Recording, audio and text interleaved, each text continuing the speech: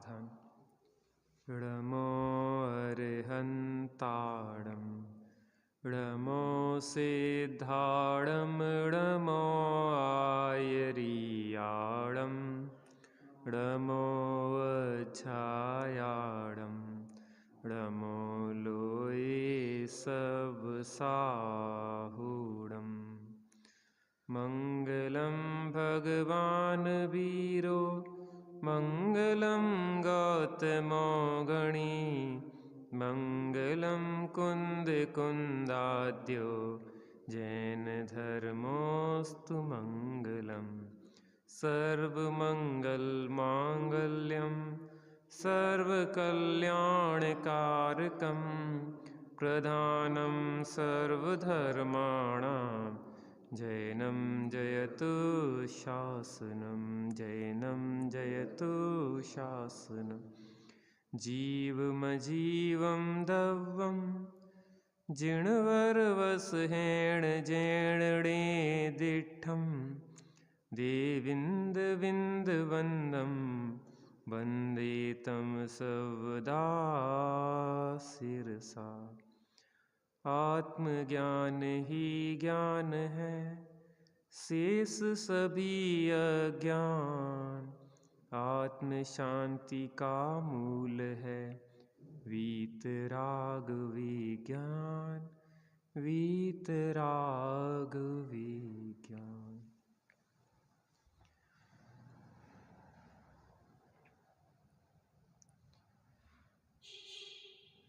जीवन में सुखी होने का एक ही उपाय है, वह है भेद विज्ञान। क्योंकि आज तक जितने सिद्ध हुए हैं वह भेद विज्ञान से ही हुए हैं। जितने सिद्ध हो रहे हैं वह भी भेद विज्ञान से हो रहे हैं। और जो भविष्य में सिद्ध होंगे, सुखी होंगे, वह भी भेद विज्ञान से ही होंगे। इसलिए जीवन में हर क्षण भेद विज्ञान की धारा को हमें प्रवाहित करना चाहिए। क्योंकि बिना भेद विज्ञान के हमें स्व और पर वस्तु का ज्ञान नहीं होता, हितकारी और अहितकारी भावों का ज्ञान नहीं होता। जब स्व पर का ज्ञान नहीं होगा तो पर से भिन्न स्व का आश्रय कैसे करेंगे। हितकारी अहितकारी भावों का ज्ञान नहीं होगा तो अहितकारी भावों को छोड़कर हितकारी भावों को कैसे अपने प्रकट करेंगे। इसलिए तत्व ज्ञान सबसे ज़रूरी है। ये मैं हूँ, ये पर है, ये भाव बुरे हैं और ये भाव भले हैं। एक क्रूर सिंह हिरण को फाड़ के खा रहा था। क्रूरता पूर्वक उस हिरण को फाड़ रहा था। उतने में कहीं से कोई ज्योतिर्पुंज आकाश से उतरता हुआ दिखाई दिया। वह कुछ आश्चर्यचकित हुआ कि लोग तो भयभीत होकर मुझसे दूर भागते हैं। ये क्या है, ये कैसे ज्योतिपुंज हैं जो मेरे निकट चले आ रहे हैं। जब नज़दीक वह आए तो देखा कि दो मुनिराज उसके सन्मुख खड़े थे। वह अवाक और आश्चर्यचकित होकर उनको देख रहा था, क्योंकि जगत तो उनसे भयभीत होके भागते थे। जगत के लोग तो उससे भयभीत होके भागते थे, लेकिन यह शांत चित्त अकंप निर्भय मुनिराज उसके सामने खड़े हुए हैं।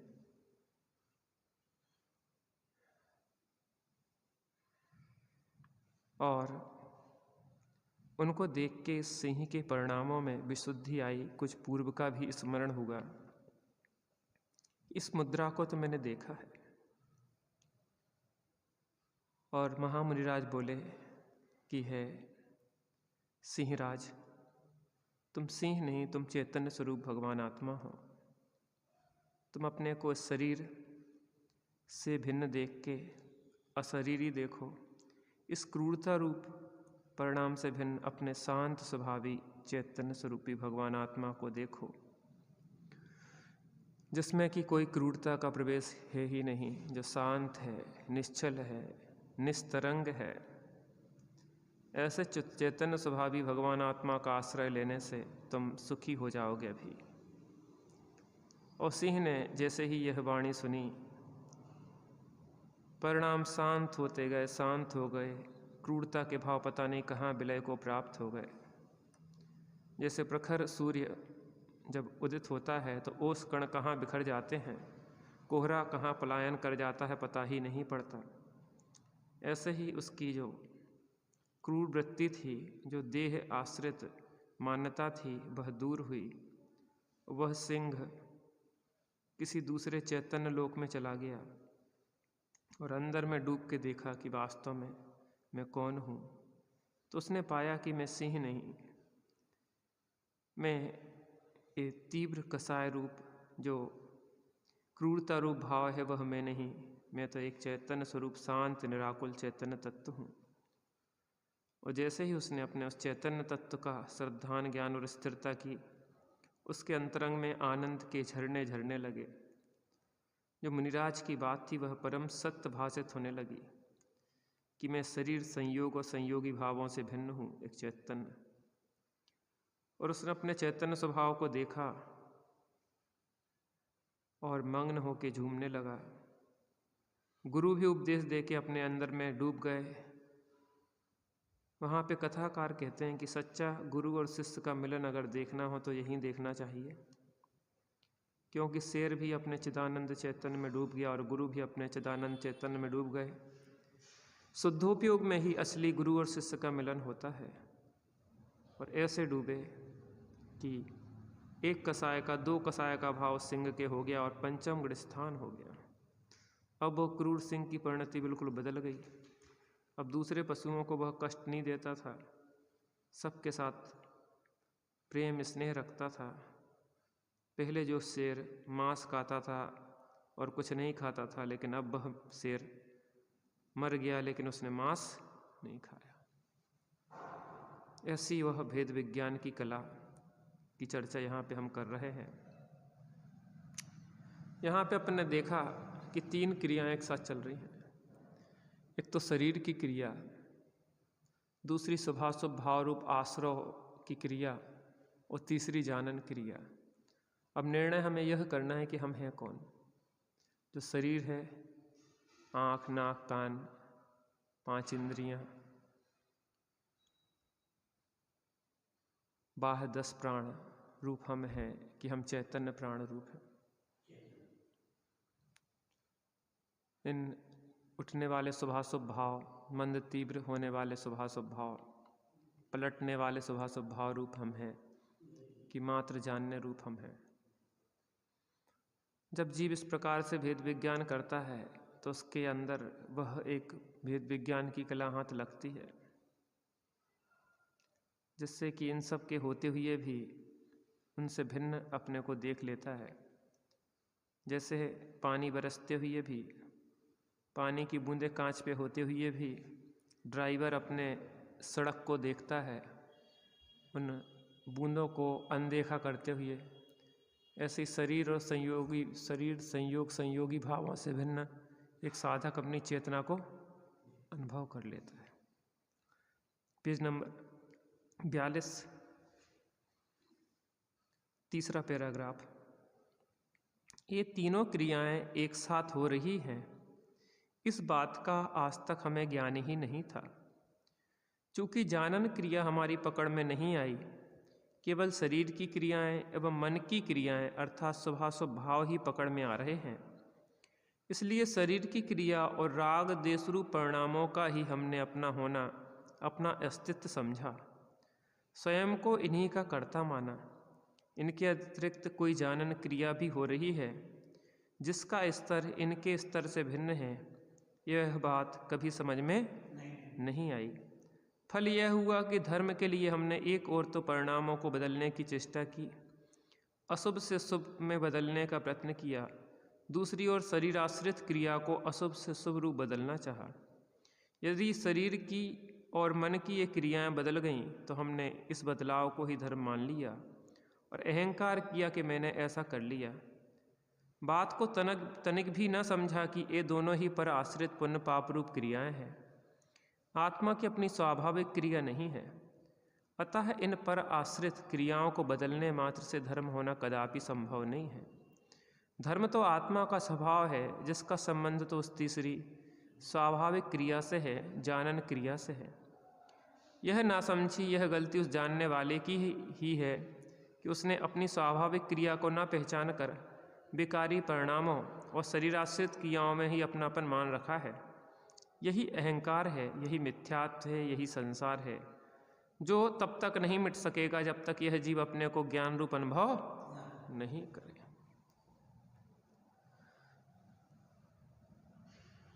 तीन क्रियाएं जो एक साथ चल रही हैं,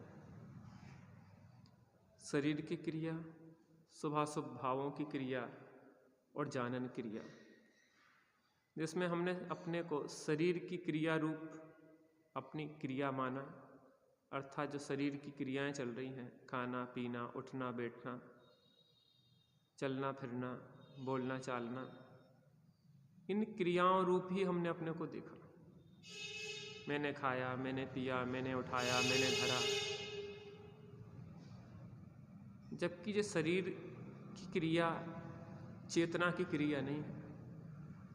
चेतना शरीर की क्रिया से अत्यंत पृथक है। चेतना चेतन है और शरीर जड़ है। जड़ की क्रिया चेतन नहीं कर सकता, चेतन की क्रिया जड़ नहीं कर सकता। बोलने की जो क्रिया हो रही है वह जड़ की क्रिया हो रही है। भाषा वर्गणा शब्द रूप परिणमित हो रहे हैं, लेकिन मैंने समझा कि मैं बोल रहा हूँ। हाथ उठा, औदारिक शरीर की क्रिया चल रही है। चलना फिरना, ये औदारिक शरीर की क्रिया चल रही है, पुद्गल की क्रिया चल रही है। और मैं मान रहा हूँ कि मैं चल रहा हूँ, मैं खा रहा हूँ, मैं पी रहा हूँ, मैं उठा रहा हूँ, मैं रख रहा हूँ। जबकि इन शरीर की क्रियाओं से भिन्न एक चेतना की अपनी अलग सत्ता है, जो मात्र इन सब क्रियाओं को जान रही है। क्या कर रही है? क्या कर रही है? जानने के अलावा ना उसने कुछ किया था, ना किया है, ना कर सकती है। आँखें सुनने का काम नहीं कर सकती, आँखें चखने का काम नहीं कर सकती, आँखें सूंघने का काम नहीं कर सकती, आँखें स्पर्श करने का काम नहीं कर सकती। जब एक इंद्री दूसरी इंद्री का काम नहीं कर सकती तो एक द्रव्य दूसरे द्रव्य का कार्य कैसे कर सकता है? तो पहले स्तर पे ही लोग अटके रहते हैं, शरीर की क्रिया पर द्रव्यों की क्रिया को ही अपना मानते रहते हैं। दूसरी क्रिया शुभाशुभ भावों की क्रिया होती है। क्रोध मान माया लोग घटते हैं, बढ़ते हैं, पलटते हैं। यद्यपि यह चैतन्य की अपनी सत्ता में ही उत्पन्न होती हैं ये विकारी पर्याय, लेकिन चेतना का अपना यह स्वाभाविक भाव नहीं है। चेतना का अपना भाव है शांत निराकुल। में शांत निराकुल चेतन है।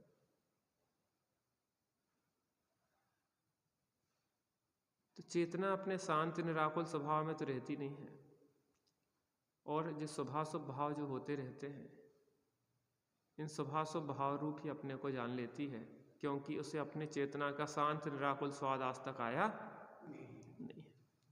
अगर एक बार भी उस चेतना को अपने शांत निराकुल स्वभाव का अपना स्वाद आ जाए तो फिर वह चेतना क्या परद्रव्यों में अपनापन नहीं करती, विकारी भावों में अपनापन नहीं करती।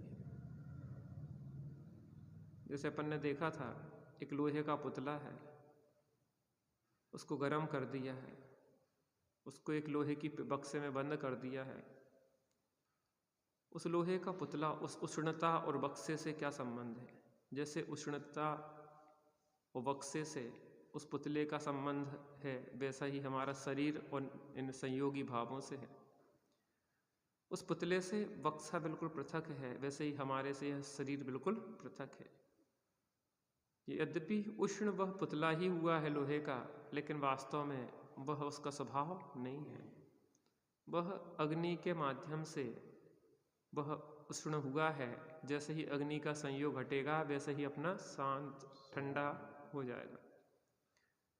अब वह चेतना अगर अपने को अनुभव करना चाहे, अंदर में देखना चाहे, तो अपने को उस स्थिति में भी, बक्से में बंद रहते हुए भी, उष्ण रहते हुए भी अपने को अपने रूप शांत रूप अनुभव कर सकती है, क्योंकि उष्णता के काल में भी शांत स्वभाव मात्र ढका है, अभाव को प्राप्त नहीं हुआ। ऐसे ही इन क्रोधादि विकारी भावों संयोगों के साथ होते हुए भी हमारी जो चेतना है वह अभी क्या हुआ है, हाँ, उसमें विकार रूप से परिणमन उसने किया है, लेकिन उसका स्वभाव अभी भी नष्ट नहीं हुआ। चेतना अभी चाहे तो अभी इसी क्षण अनुभव उसको अपने निर्विकार स्वरूप को कर सकती है। अंजन चोर सप्त व्यसनों में लगा हुआ था, वासना के भाव चल रहे थे, लेकिन उस समय ही जब उसको चेतन अपने स्वरूप का बोध हुआ तो उन सब से भिन्न अपनी चेतना का स्वाद उसी क्षण में ले लिया। क्रूर सिंह क्रूरता रूप भाव चल रहा था, लेकिन उसी क्षण उसको चेतन स्वभाव को देखा, उसी क्षण आश्रय लिया तो स्वभाव में क्रूरता का प्रवेश ही नहीं होता था। इस प्रकार की स्थिति थी। तो यहाँ पे ये कह रहे हैं कि जीव ने धर्म करना चाहा तो धर्म के नाम पे शरीर या अपने स्वभाव स्वभावों में ही परिवर्तन लाया। या तो शरीर की क्रिया बदल दी, रंगीन से सफ़ेद वस्त्र पहन लिए तो ब्रह्मचारी कहलाने लगा शरीर की क्रिया से, या शरीर के वस्त्र उतार दिए तो मुनि कहलाने लगा शरीर की क्रिया से, और हमें लगने लगा कि हमने धर्म हो गया। बाह्य भेष के परिवर्तन से परिणामों का परिवर्तन हो जाए ये जरूरी नहीं है, लेकिन जिसके परिणाम बदलते हैं बाह्य भेष भी उसका बदलता है, लेकिन मात्र बाह्य भेष बदलने से परिणाम बदल जाए ये कोई जरूरी होता नहीं। बदलता है, परिणाम भी बदल गए, परिणाम तो नहीं बदलता। जैसे अभी आपने कहा अंजन चोर है ना, अंजन चोर आपने कहा जब वो समय दर्शन को प्राप्त किया, मोक्ष को प्राप्त हुआ, देखो उसके नाम दिया गया, अभी अंजन चोर जुड़ा ही है। देखो क्या होता है, एक भूत निगमनय होता है, एक भावी निगमनय होता है। तो भूत निगमनय से जो पूर्व में वो चोरी का काम करता था, उस भूत निगमनय से उसको अंजन चोर कह रहे हैं, लेकिन जब वो उसने मुनि दशा धारण की तो अंजन मुनिराज कहलाया और कोई नाम रख दिया गया होगा। तो पहचान करवाई जाएगी तो ये कौन है, ये पहले वो थे ना अंजन चोर, वो हैं। तो वो भूत निगमनय है। भावी निगमनय से आप सिद्ध हो, क्योंकि भविष्य में सिद्ध बन जाओगे, तो भविष्य में आप सिद्ध बनोगे, इसलिए भावी निगमनय से आपको सिद्ध कह देते हैं। तो जो उपचरित कथन है, नाम से कुछ नहीं होता। अंजन चोर जगत भले कहता रहे, लेकिन वो तो निरंजन होकर आत्मा का आनंद भोग रहे हैं, उन्हें कोई सुख में कोई बाधा नहीं। तो धर्म के नाम पे या तो हमने शरीर की क्रियाएं बदलना चाहिए, भेष परिवर्तन कर दिए, यद्यपि परिणाम बदलने से भेष भी बदलता है, ऐसा निमित्त नैमित्तिक संबंध है, लेकिन मात्र बाह्य वेश बदलने से परिणाम बदल जाए ये कोई ज़रूरी नहीं है।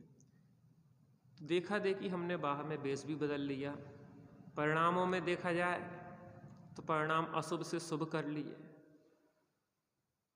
पहले जीवों को मारने का भाव करते थे, बचाने का करने लगे। पहले झूठ बोलने का वो करते थे, अब सत्य बोलने का करने लगे।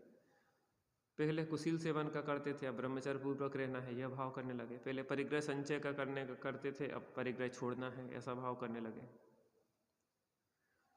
पहले झूठ बोलने का करते थे, अब सत्य बोलने का करने लगे। भावों को अशुभ से शुभ कर लिया।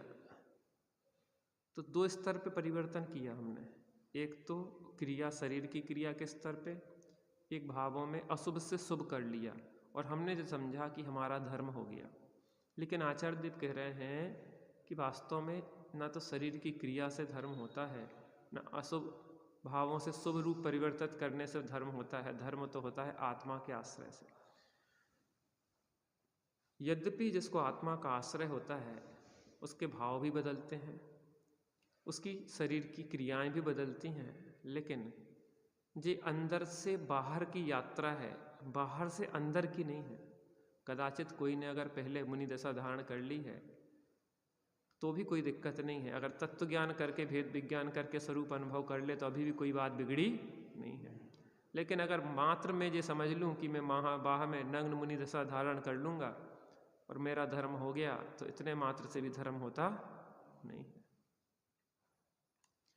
टोडरमल जी साहब ने लिखा ना कि देखो तत्व विचार की महिमा, तत्व विचार रहे देवादिक की प्रतीति करे, बहुत शास्त्रों का अभ्यास करे, व्रतादि का पालन करे, तपस्या करे, उसको तो सम्यक्त होने का अधिकार नहीं है। और तत्व विचार वाला इनके बिना भी सम्यक्त का अधिकारी है। तत्व विचार की ऐसी महिमा है। इसलिए मूल क्या करना है हमें? तत्व विचार। तो यहाँ कह रहे हैं, और हमने अहंकार किया कि शरीर की क्रिया बदल गई तो हमने अहंकार किया कि देखो मैं कितना धर्मात्मा। अशुभ से शुभ भाव हो गए तो कहने लगा कि मैं कितना धर्मात्मा। लेकिन अभी भैया अगर इसमें अटक गए तो वास्तविक धर्म से हम बहुत दूर हो जाएंगे, क्योंकि धर्म स्वाश्रित निराकुलता रूप भाव है। धर्म कोई पराश्रित भाव नहीं है। शरीर की क्रिया से, जड़ की क्रिया से आत्मा का धर्म हो जाए, ये कैसे हो सकता है? आश्रव भाव से संबंध निर्जरा हो जाए, ये कैसे हो सकता है? कि तात्विक भूल है। ये बात सही है कि टोडरमल जी साहब कहते हैं कि अगर तेरी स्थिति प्रतिमावत हो जाए तो कोई बात नहीं, अगर वैसी स्थिति ना हो तो अशुभ से बचने के लिए शुभ भाव रूप प्रवर्तो।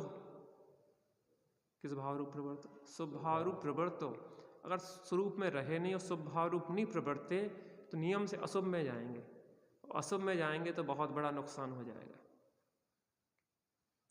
यद्यपि शुभ भाव में धर्म नहीं है, लेकिन शुभ तत्व विचार रूप शुभ भाव से अवसर तो है कि धर्म के अवसर हैं प्राप्ति के, लेकिन तत्व विचार रूप शुभ भाव ही नहीं है अगर,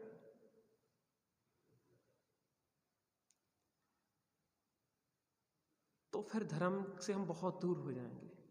कुविचार चलेंगे, दुर्विचार चलेंगे, दुर्विकल्प चलेंगे, उससे हमारे जीवन में शांति तो आने वाली। तो यहाँ कह रहे हैं, यह नासमझी, यह गलती उस जानने वाले की ही है कि उसने अपनी स्वाभाविक क्रिया को न पहचान कर विकारी परिणाम और शरीराश्रित क्रियाओं में ही अपनापन मान रखा है। यही अहंकार है, यही मिथ्यात्व है, यही संसार है, जो तब तक नहीं मिट सकेगा जब तक यह जीव अपने को ज्ञान रूप अनुभव नहीं करे। ज्ञान की भी दो अवस्थाएं हैं, एक अज्ञान रूप और एक ज्ञान रूप। जब यह अपने को नहीं जानता तब परपद में विकारी भावों में अपनापन मानता है। यही अज्ञान रूप अवस्था है। क्या कह रहे हैं? ज्ञान की दो अवस्थाएं हैं, एक ज्ञान रूप और एक अज्ञान रूप। तो जब वह अपने को चेतन रूप नहीं जानता तो क्या होता है? विकारी भावों में वह अपनापन करता, अर्थात अज्ञान रूप अवस्था है, उसमें ही अपनापन करता रहता है। वह उस अवस्था है। यह अपने को चेतन रूप जानता है तब पर में अपनापन नहीं रहता, यही ज्ञान रूप अवस्था है। शरीर को अपने रूप जानेंगे, विकारी भावों को अपने रूप जानेंगे तो यह अज्ञान रूप अवस्था है, और अपने को चेतन रूप जानेंगे तो वही ज्ञान रूप अवस्था है। अतः आत्मज्ञान का उपाय शुभ अशुभ भावों और क्रियाओं की बदली करना नहीं, परंतु अपने को बदली करना है। ये बहुत महत्वपूर्ण बात है। धर्म करना है तो शुभ अशुभ भावों में बदली नहीं करना है कि अशुभ भावों से शुभ भाव में चले जाएं तो धर्म हो जाए, शरीर की क्रियाएं परिवर्तित कर लें तो धर्म हो जाए। तो शरीर की क्रियाओं को परिवर्तित करने से धर्म नहीं होगा, अशुभ से शुभ भाव रूप परिवर्तित करने से धर्म नहीं होगा, अपितु अपने को बदली करना है कि मैं अपने को शरीर रूप ना देख के अपने को चेतना रूप देखूं। किस रूप देखूं? और जिस क्षण हम अपने को चेतना रूप देखना सीख जाएंगे, उस क्षण क्या होगा? हमारा जीवन अपने आप बदलने लग जाएगा। जो लड़की अपने को बहु रूप देखती है, जो कन्या अपने को बहु रूप देखने लगती है, तो वास्तविकता में सब चीज़ें बदलना शुरू हो जाती है। और जब तक अपने को बहु रूप ना देखे तो उसको समझा के समझ में भी नहीं आता। जब जिस माँ के अंदर मातृत्व पैदा होता है तो अपने आप उसके स्तनों से दुग्ध की धारा बहने लग जाती है, क्योंकि वो अंदर में वात्सल्य का प्रतीक है। बच्चे शिशु के प्रति जो अपनापन है, आत्मीयता है, उसका प्रतीक है। तो हम जब अपने परिणामों में, अपनी मान्यता में यह निर्धार कर लेते हैं कि मैं चैतन्य हूँ, चेतना हूँ, मेरा इस जड़ से कोई नाता संबंध नहीं है। तो जब मैंने अपने को बदली कर लिया कि मैंने अपने को शरीर से हटाकर, अजीब से हटाकर जीव में स्थापित कर लिया, जब मैंने अपने को आश्रव से हटाकर जीव में स्थापित कर लिया, तो मेरा जीवन अपने आप अधर्म से धर्म रूप हो जाएगा। और जब तक हम अपने को शरीर रूप या संयोगी भाव रूप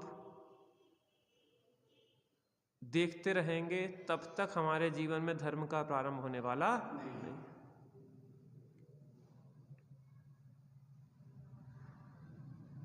क्या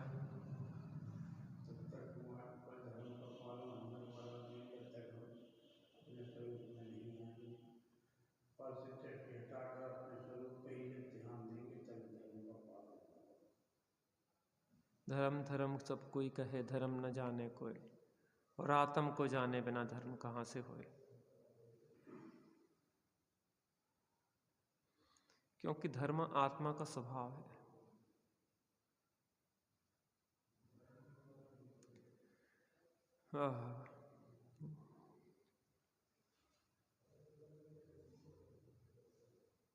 अर्थात अपने को चेतन रूप जानना है, जिससे शुभ भाव रहें या अशुभ भाव रहें, परंतु उनमें अपनापन नहीं हो। देखो, शरीर नहीं छूटता एकदम से, शुभाशुभ भाव भी चलते रहते हैं भूमि के अनुसार, लेकिन अपनापन छूट सकता है। अरिहंत भगवान के अभी भी शरीर है, भले वो परम औदारिक शरीर हो, अभी भी 10वें गुण स्थान तक सूक्ष्म लोभ चल रहा है बुद्धिपूर्वक, लेकिन चौथे गुण स्थान से ही श्रद्धान सम्यक हो जाता है, ज्ञान सम्यक हो जाता है, वहीं से धर्म का प्रारंभ हो जाता है। क्योंकि वो अपने को बदल लेता है, वो अपने को शरीर और संयोगी भाव रूप नहीं देखता, शरीर संयोग और संयोगी भाव रूप नहीं देखता। जब वो अपने को बदल लेता है तो उसके जीवन में सहज धर्म हो जाता है। शरीर छूटे ना छूटे, आश्रव भाव अभी मिटे ना मिटे, लेकिन उसके जीवन में धर्म का प्रारंभ हो जाता है और धीरे धीरे वह क्रमशः एक दिन ऐसी स्थिति होती है, शरीरी सिद्ध भगवान आदर्श तुम्हीं मेरे, अविरुद्ध शुद्ध चिद घन, उत्कर्ष तुम्हीं मेरे, सम्यक्त सुदर्शन ज्ञान, अगुरु लघु अवगाहन, सूक्ष्मत्व वीर्य गुण खान, निरावाधित सुख वेदन, हे गुण अनंत के धाम, वंदन अगणित मेरे, अशरीरी सिद्ध भगवान आदर्श तुम्हीं मेरे। रागादि रहित उपयोग, ज्ञायक प्रतिभासी हो, शाश्रित शाश्वत सुख भो, शुद्धात्म विलासी हो, हे स्वयं सिद्ध भगवान, तुम साध्य बनो मेरे, अशरीरी सिद्ध भगवान आदर्श तुम्हीं मेरे।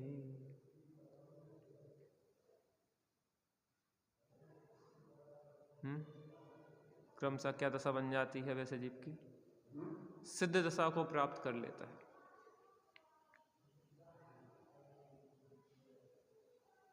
और कोई उपाय नहीं। जिससे शुभ भाव रहे या अशुभ भाव रहे, परंतु इनमें अपनापन नहीं हो। जब अपने को बदली कर लिया तो शुभ अशुभ भाव रहे भी तो भी उनमें अपना निज भाव रूप अनुभव नहीं होता।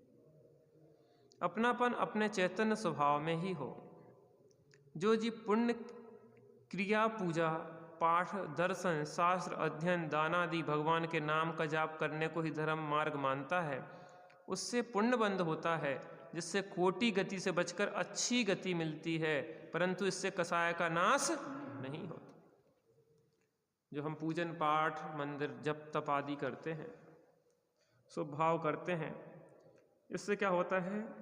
दुर्गति टलती है और सुगति की प्राप्ति होती है, लेकिन चतुर्गति का नाश उससे होता नहीं है। पत्थर है, उछाला, थोड़ी देर आसमान में रहा, फिर कहाँ गिरेगा? जमीन में। थोड़ी देर के लिए 9वें ग्रीवेक तक की उछाल ले लेंगे, फिर वहाँ से आके कहाँ गिर जाएंगे? निगोद में। कहाँ गिरेंगे? कब तक ऊपर रहेगा? कितनी देर ऊपर रहेगा आखिर? लेकिन एक बार वो पत्थर इतनी ऊंची छलांग लगा दे कि पृथ्वी के गुरुत्वाकर्षण को छोड़ के अंतरिक्ष में चला जाए, तो फिर वो वापस नहीं आएगा, वो तैरने लग जाएगा। ऐसी मिथ्यात्व, अनंतानुमंदी, क्रोध आदि कसाय आदि का गुरुत्वाकर्षण छोड़ के एक बार जीव सभी कसायों का नाश, कर्मों का नाश करके इतनी ऊंची छलांग लगा दे कि सिद्ध दशा में प्राप्त हो जाए, फिर वापस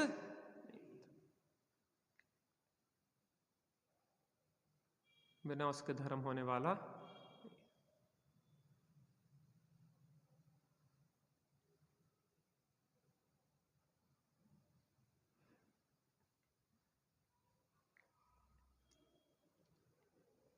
परंतु इससे कसाय का नाश नहीं होता। जब इनको धर्म मान लेते हैं तब वास्तविक धर्म की खोज का पुरुषार्थ बंद हो जाता है। बहुत तो कर रहे, अब क्या करें, मर जाएगा। पूजन पाठ, व्रत उपवास सब कुछ तो कर रहे, ठीक है, जितना किया तो सियावास टोडरमल जी साहब कहते हैं, लेकिन इसमें धर्म मान लिया तो मिथ्या तो हो जाएगा। वो सबसे बड़ा पाप है, सप्त व्यसन से भी बड़ा पाप मिथ्या। ठीक है, परिणामों की विशुद्धि के लिए करना चाहिए, भेद विज्ञान की जांचने परखने के लिए कि हमें भेद विज्ञान है कि नहीं है, तो इन चीज़ों के माध्यम से भी परखना चाहिए। लेकिन धर्म मान लिया तो असली धर्म कैसे होगा? किसी का खून हो गया और किसी निर्दोष व्यक्ति को अगर दोषी बना के हमने अगर पेश कर दिया तो फाइल ही खत्म हो जाएगी, बंद हो जाएगी, क्योंकि नकली व्यक्ति को असली मान के हमने क्या किया? उसको सजा दिलवा दी। फाइल कब बंद नहीं होगी? जब तक असली व्यक्ति ना पकड़ा जाए तो फाइल बंद नहीं होगी। तो ऐसा ना हो कि निर्दोष को सजा दे के हम जो सोचें कि दोषी दंडित हो गया है। अगर हमने शुभ में धर्म मान लिया है, शरीर की क्रिया में धर्म मान लिया है, तो क्या हो गया? हमारा धर्म अजीव और आश्रव से मान लिया हमने, फिर संबर निर्जरा मोक्ष प्रकट करने की जरूरत ही क्या है?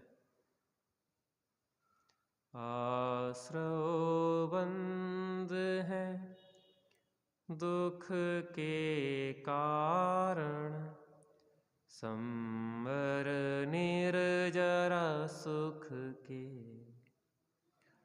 चतुर्गति दुख रूप अवस्था, सुख मुक्ति में प्रगटे। अब तो स्वामिन शिव मग में मुझको भी शीघ्र लगाओ, निज को भूल बहुत दुख पाए, अब मत देर लगाओ। वीर जिनेश्वर अब तो मुझको मुक्ति मार्ग दिखलाओ। बड़े पंडित साहब की भी अद्भुत रचनाएं हैं। चले गए। चले आपने पढ़ा था ना, सबसे बेहतरीन रचना में बोल रही। सभी बेहतरीन है, बस अपन जब अच्छे भाव में डूब के नहीं अभी पढ़ते रहे, हम आप ऊपर से तो पढ़ते रहे, और सबसे बेहतरीन एक भी तुम अपना स्वरूप देखो। वे तो अपने स्वरूप देखते हुए चले गए, अब अपन को अपना स्वरूप देखते हुए चलना है। क्या करना है? मच्छू को चौहान, मोहम्मद गोरी ने पृथ्वीराज चौहान को पकड़ लिया था, आंखें फोड़ दी थी, शब्द भेदी बाण चलाता था वो। चंद्रबरदाई ने एक गीत गाया, कवित्व गाया, 4 बास 24 गज अंगुलष्ट प्रमाण ता ऊपर सुल्तान है मत चूको चौहान। चौहान ने क्या किया? सीधा तीर सुल्तान के अंदर का। वो तो नहीं चूका, अपन चूकेंगे कि नहीं? यदि अवसर चूका तो भव भव पछताएगा, फिर काल अनंत अरे दुख का घन छाएगा। यह नर भव कठिन महा, किस गति में जाएगा। नर भव भी पाया तो जिन श्रुत नहीं पाएगा। अनगिनती जन्मों में अनगिनती कल्पों में जिया कब तक उलझेगा संसार विकल्पों में। नर रे नर रे नर रे तू चेत अरे नर रे, क्यों बूढ़ विमूढ़ बना कैसा पागल खर रे। पर अवलंबन तज रे निज का आश्रय कर ले। जिया कब तक उलझेगा संकल्प विकल्पों में। जब इनको धर्म मान लेते हैं तब वास्तविक धर्म की खोज का पुरुषार्थ बंद हो जाता है। वह समझता है कि मैं धर्म में लगा हूं, जबकि मात्र कुछ पुण्य का बंध होता है। 9वें ग्रेव्यक पहुंच जाता है। अंतिम ग्रेव्यक लो की हद पायो अनंत, बिरियापद पे सम्यक ज्ञान न लाद्यो, दुर्लभ निज में मुनि साधु। दूसरा वह व्यक्ति है जो मानता है कि इन पुण्य क्रियाओं को करते करते ज्ञान स्वभाव पकड़ में आ जाएगा। वह स्वभाव के पकड़ने का अलग से पुरुषार्थ नहीं करता, वह भी मात्र क्रियाओं में संतुष्ट रहता है। उसको लगता है कि ये क्रियाएं करते रहेंगे, स्वभाव करते रहेंगे तो इससे ज्ञान स्वभाव पकड़ में आ जाएगा। लेकिन वह भी ज्ञान स्वभाव को पकड़ नहीं पाता, क्योंकि शरीर के माध्यम शरीर से ज्ञान स्वभाव पकड़ में नहीं आता, स्वभावों में ज्ञान स्वभाव पकड़ में नहीं आता। तीसरा वह व्यक्ति है जो प्रारंभिक अवस्था में भेद विज्ञान के लिए इन्हीं क्रियाओं को माध्यम बनाकर शरीर आत्मा के भेद विज्ञान की भावना को पुष्ट करता है, मजबूत करता है। पहला व्यक्ति क्या करता है? शरीर क्रिया और स्वभावों में धर्म मान लेता है। दूसरा क्या करता है? स्वभाव करते करते हमें धर्म हो जाएगा एक दिन, ये मान लेता है। तीसरा व्यक्ति क्या करता है? इनको माध्यम बनाता है। योग्य शरीर की क्रियाएं स्वभाव तत्व विचार रूप भाव को करता है, लेकिन इनमें धर्म नहीं मानता है और ऐसे तत्व विचार करता हुआ, तत्व की भावना भाता हुआ क्या करता है?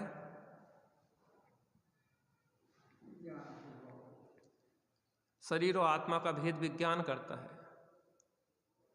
देह भिन्न है, कर्म भिन्न है, उदय आदि भी भिन्न हो, नहीं आधीन है तेरे कोई, सब स्वाधीन परिणमित हो।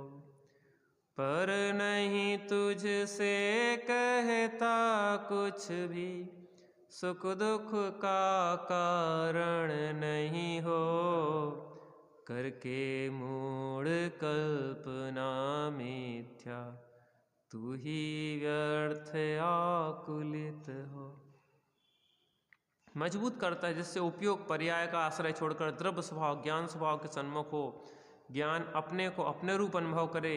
यह ज्ञान की जागृत अवस्था है, यहीं से धर्म मार्ग चालू होता है। प्रारंभ में इन्हीं क्रियाओं का, इन्हीं भगवान की भक्ति पूजा आदि तत्व विचार स्वाध्याय का अवलंबन लेता है, फिर उनसे अपने स्वरूप को समझता है, वस्तु स्वरूप को समझता है, तत्वों को समझता है, तत्वों का निर्णय करता है और यह अंदर में प्रतीति लाता है कि ये मैं हूँ चेतना स्वरूप, ये शरीर पुद्गल आदि अजीब पदार्थ मेरे से भिन्न जड़ हैं, पर हैं, और वे ये भाव शुभाशुभ भाव मेरे लिए क्या है? बुरे भाव हैं, और एक शुद्ध भाव स्वरूप आश्रय रूप भाव है, निराकुलता रूप भाव है, वही मेरा निज भाव है। और निज भाव का श्रद्धान ज्ञान स्थिरता पूर्वक सम्यक दर्शन ज्ञान चारित रूप दशा प्राप्त करता है। चौथा गुण स्थान होता है, स्वरूप की ओर स्थिरता बढ़ाता है, व्रत आदि लेता है एक देश। पंचम गुण स्थान होता है, पूर्ण 5 पापों का त्याग करके उसके छठवां सातवां गुण स्थान होता है, श्रेणी चढ़ता है, अरहंत दशा आती, सिद्ध दशा आती और एक दिन भगवान आत्म राम आत्म राम आत्म राम आत्म राम, तू ही है ज्ञाता दृष्टा, तू ही है, मैं ही हूँ ज्ञाता दृष्टा, मैं ही हूँ, मैं ही हूँ सुख निधान। आत्म राम आत्म राम आत्म राम आत्म राम, जग में साचो शरण धाम। आत्म राम आत्म राम, तीर्थंकरों के विरह में जिन वचन दिग्दर्शन करें, निरपेक्ष सत चैतन्य को सापेक्ष वन विधिवत कहें। स्वाधीन शिव मग सुखद भवि, अनुचरण कर खुद अनुभवे। हर सोलसित मन वचन तन से, मात सिरि को फिर नमे।